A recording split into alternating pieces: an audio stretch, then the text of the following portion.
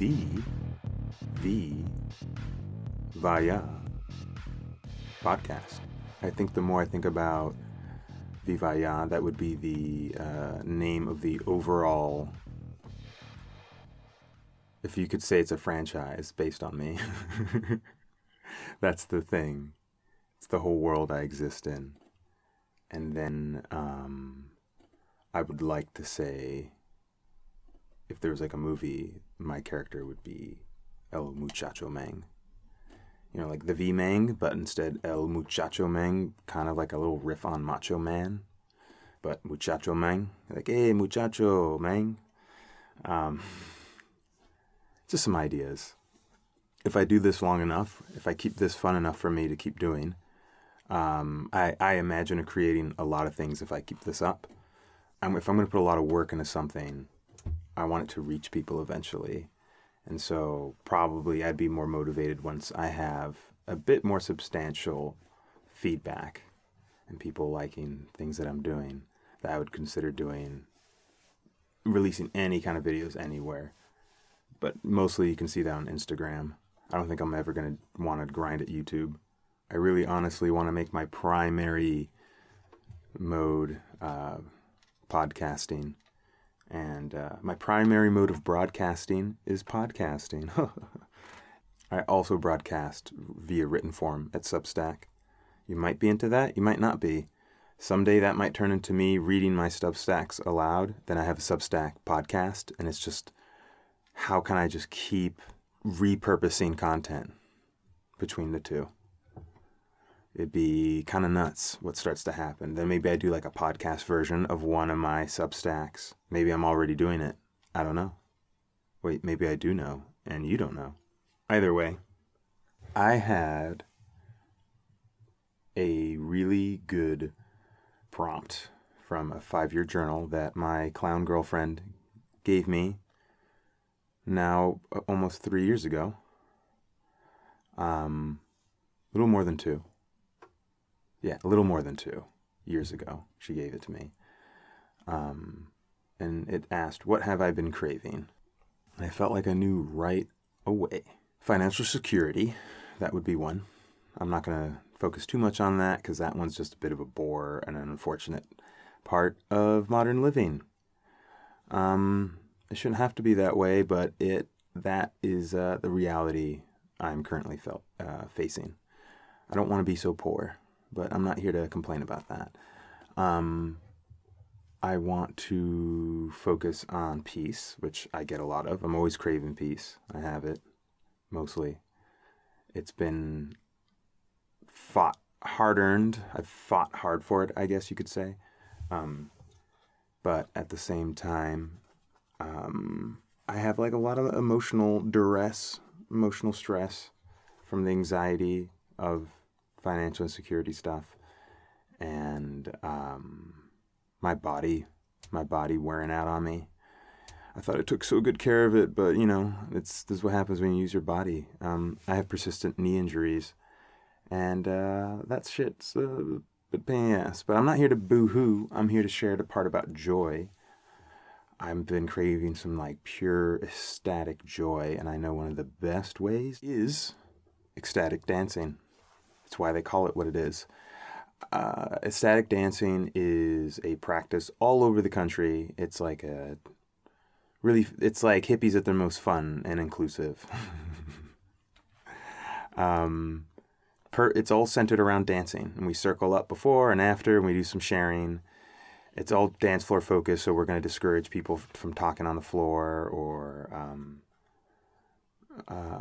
if you have a conversation, take it off to the side. Don't be on your phones. Just be away if you're going to do that. Let us be so into the dancing. Don't let us for a moment get distracted from the dancing, is the idea. Ecstatic dance isn't only exclusively something that happens when you get a bunch of ecstatic dancers together to intentionally dance ecstatically. Let's see how many times I can use the word ecstatic in this podcast episode. I think you can just channel that energy anywhere, though it is much harder as a unified collective to have that same focus. So if I'm trying to channel that energy in a bar situation, I might just get a lot of funny looks, or people think I'm a fucking clown, which they're not too wrong about. But I definitely like being somewhere where it's appreciated.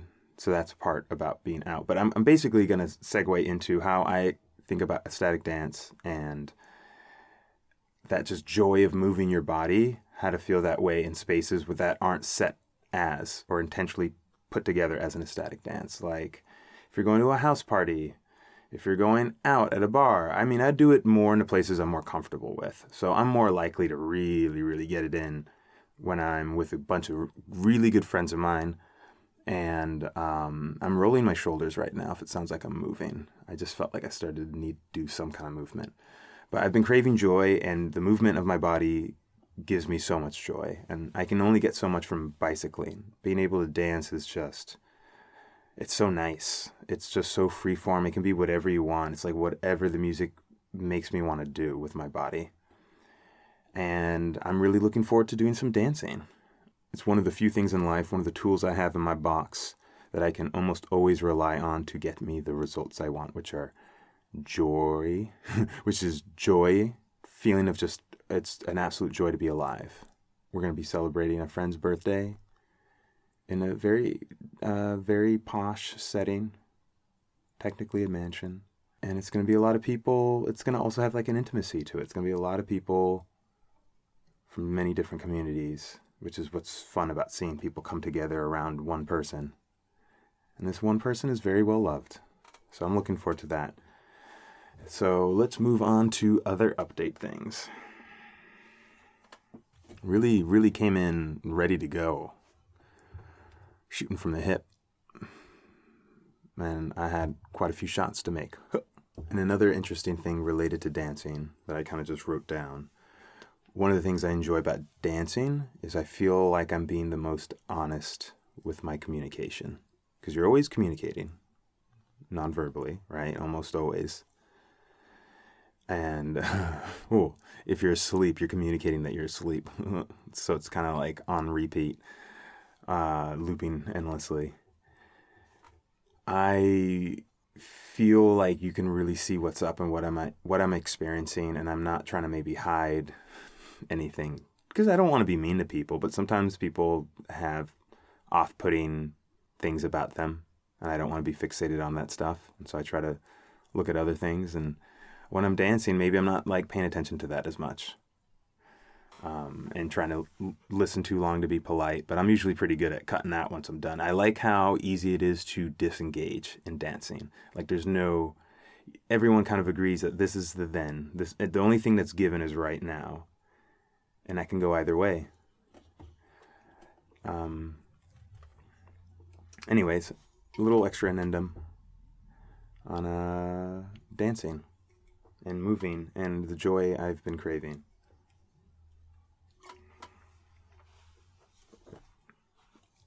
Had a really wonderful Valentine's Day gathering with my friends. It was really sweet. It was a friend's birthday. We all still dressed up. This friend is very much known for being very stylish and very dressed up all the time. And we all just gathered at my clown girlfriend's house. Kind of laid about. It was a fae, fairy kind of theme. But you could kind of really just show up looking baller because that's what a lot of our friends did. Birthday person had a suit, a blazer, kind of, but not stuffy suit kind of situation, like funky suit. Yeah, they're a lot of, I'd have to say almost all my friends look like, they dress like they're from an anime. They just do. And that's a thing I'll go into another day. It was just it was just cozy and intimate. We had a lot of dinner options, a lot of lazing about, a lot of lounging. I made mac and cheese from scratch. Birthday person requested it. And everyone really, really enjoyed it. I call it the holiday mac. It gets fatty. I inject it with a lot of richness. I want it to please even the most skeptical. And it was a hit. Got walloped. I set aside a little bit for clown girlfriend and I later, but man, we went through that and we had some chili to go with it. Clown girlfriend fucking knocked it out of the park with that chili. It was so good. It was so good. But a lot of fun.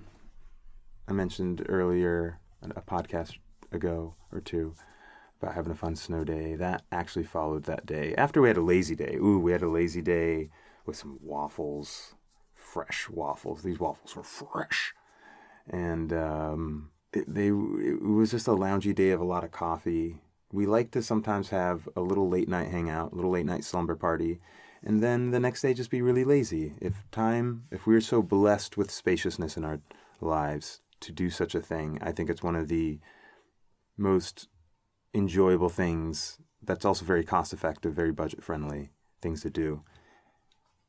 Have some friends over, be cozy, and just focus on enjoying yourselves, whether it be entertainment or conversation. All do it collectively. It just feels good. It feels really good. And then you take care of each other. Make sure everyone gets their needs met. So I very much enjoy those kind of spaces. They feel very familial. But then it's also often my friends because I'm estranged from most of my family. So I'm actually not in family situations unless they're with other people's family. All right, I went through a significant bike repair. I've been pedaling on my bike. This winter bike, I call it. It does actually have a name. I don't name anything. I just call it like Tron bike. It just looks like it's out of Tron because of the fender. Tron bike's winter bike is a mountain bike essentially, better equipped for handling winter than my other bikes. So I can, it has gears. And I'm pedaling forward, and at some point, all of a sudden, I noticed I'm not exactly sure what you call the thing that catches, but the thing that catches so you pedal and have resistance and pull the bike and pull the tires, spin your wheels, wasn't catching. And I learned later it's just from a lot of use. It's just filled with a lot of just debris. And basically, we took apart my rear wheel hub. There's a cylinder in there that spins one way, nice and smooth, and you hear a little click, click, click. You hear the pause kind of go click, click, click, click, click. And then you spin it the other way, it just stops. Pull your bike. Pedal your bike. And since that thing was failing on me, when I was coming from downtown City Hall the other day, which I also went to again today, beautiful building. Buffalo has some beautiful buildings. And City Hall, no exception. Super Art Deco, super boss looking, you can see it in a new Nightmare Alley with Bradley Cooper. And there's a lot of places you can see Buffalo in. Yeah, I was on my way back and it just stopped catching. And I'm like, oh, God damn it. But I got at least half the way on my bike. And then other times I had to just kind of walk it. It's kind of a bummer. But even walking, I can get to most things under 40 minutes, which is pretty dope. Most things I need to do under an hour, definitely. But essentially what I needed was a ride. Clown Girlfriend had a bike rack to put my winter bike on. I have other bikes, but I don't want to use them in the winter. And I wasn't going to be in the conditions. The roads weren't good enough for any other kind of bike. They weren't cleared. And had to get my bike up to Go Bike. Shout out to Go Bike, to their community bike workshop. Without them, I would not be able to afford my bike lifestyle. Everywhere on bicycle. Because sometimes people might think I mean motorcycle, and I'm too much of a scaredy cat to be riding around on a motorcycle. So, homie Adam was like, don't worry, I got you, along with this other very helpful, friendly Canadian who threw a lot at me. It was hard to follow sometimes. He was just saying a lot of things. He just kept going. They're helping me out. A young mechanic over there, super helpful, explains things really easily. This other guy, Peter, that looks like my friend Liberty, he just looks like a friend of mine. And basically took the whole hub apart, pulled everything apart, flushed out a gritty debrisness to it, and then, with some cleaner, and then flushed it out with some oil and water and oil, a whole bunch of things. We basically at some point are flushing it out with a lot of tri-flow. And then it just started working good as new. And it feels really satisfying to not have to have spent really any money. They just help you out there. You get a membership there. You can just go in and use workshop anytime, and mechanics will help you out. And I'm usually just don't have tools for all the things. I can handle most maintenance, but I have to make a few trips a year to really fix up my bikes. And since I have quite a few bikes, I have 4 bikes. I'll kind of, towards the end of it, there'll be a point a couple times in a year where I'm really just putting time in as it's getting colder. fixing up my bikes, getting them ready, tuning them up for the season. And yeah, I got it fixed, and it feels really great to have a really functioning bike again, and only had a few days out without it. One other thing about winter I forgot to mention last, how much I love eating citrus. Citrus is, I think eating is one of the great joys in life, and citrus is just one of the best things to experience flavors and juiciness and everything just like splashing around your mouth. Oh, I love biting. I like to take a navel orange, cut it 4 ways, and then I just rip the thing right off of the peel with my mouth. Make sure I catch every drop. And to me, a really good navel orange is got a little bit of tang, mostly sweet, really juicy, not too chewy, but definitely it has some chew to it.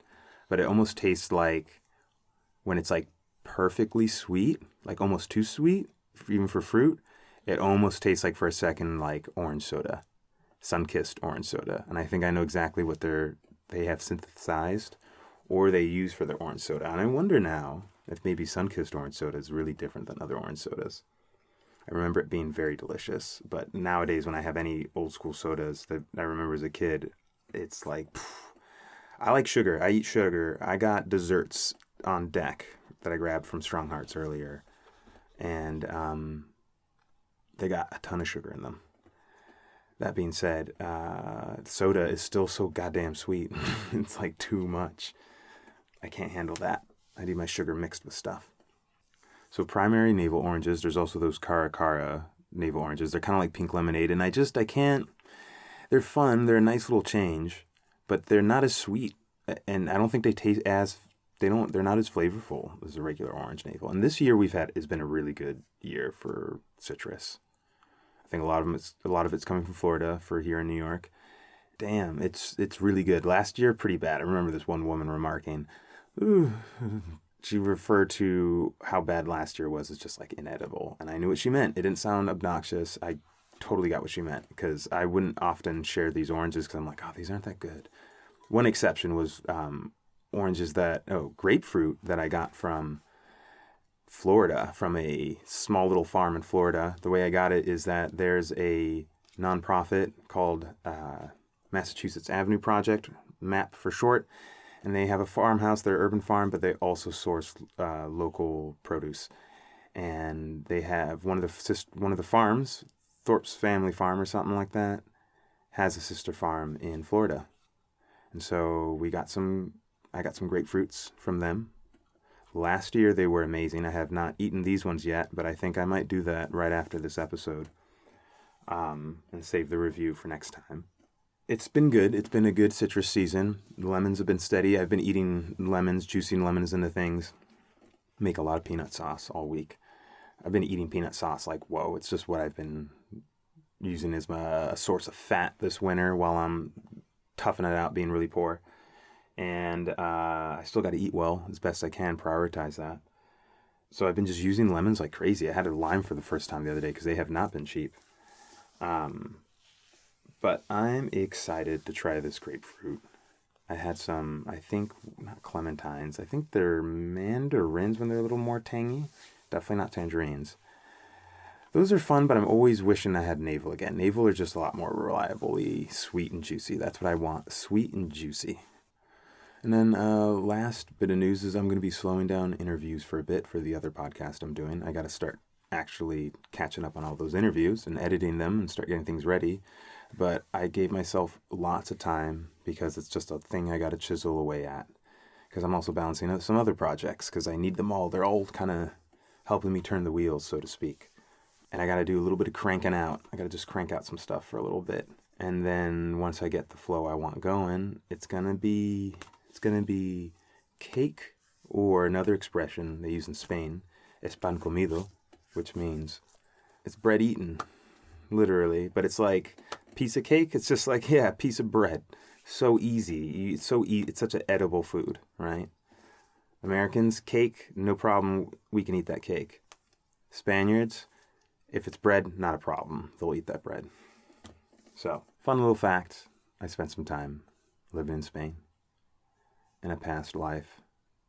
And when I say past life, in 2016, 2017. mostly. Maybe a bit of 2018.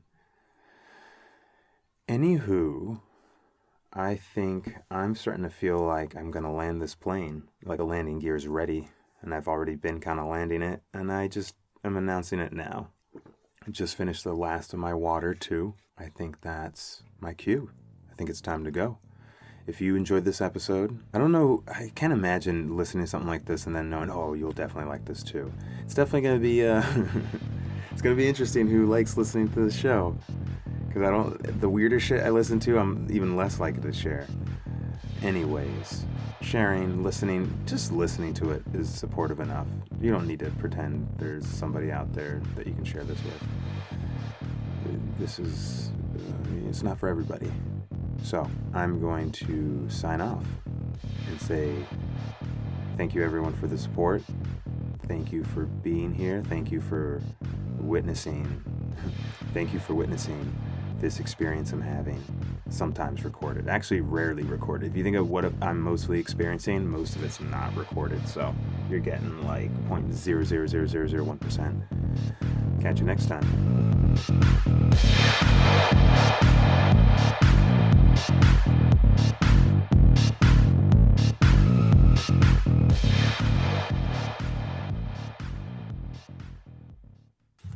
Jump right in it, baby. Jump right in it.